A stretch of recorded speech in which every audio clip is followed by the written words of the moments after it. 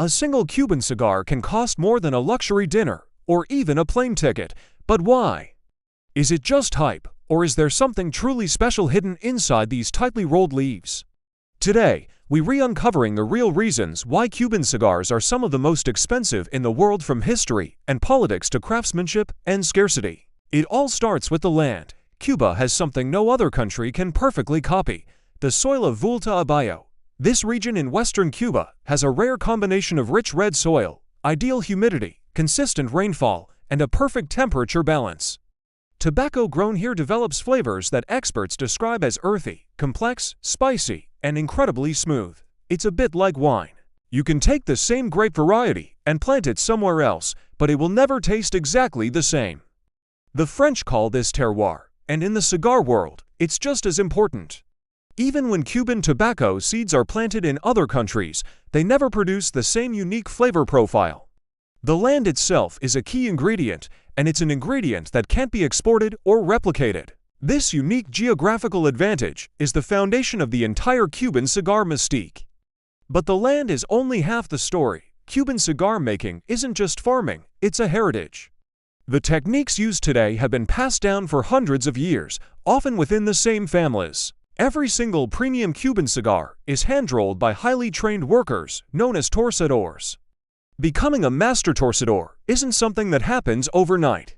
They train for years, perfecting their craft, before they are ever trusted to roll top-tier cigars like a Cohiba or a Montecristo. This level of human skill and dedication simply can't be automated or mass-produced. Each cigar is a small piece of art, a testament to centuries of tradition. On top of that, the quality control is incredibly strict. A Cuban cigar goes through multiple inspections before it ever reaches a customer. It starts with the selection of the leaves, followed by a long, careful fermentation process. After rolling, the cigars are aged, sometimes for years, to allow the flavors to mellow and develop.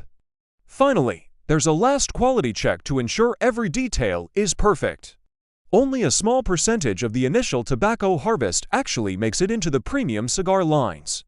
This extensive process, from aging and storage to labor and care, all adds significantly to the final cost. Now let's talk numbers. Cuban cigars are not mass-produced like cigarettes.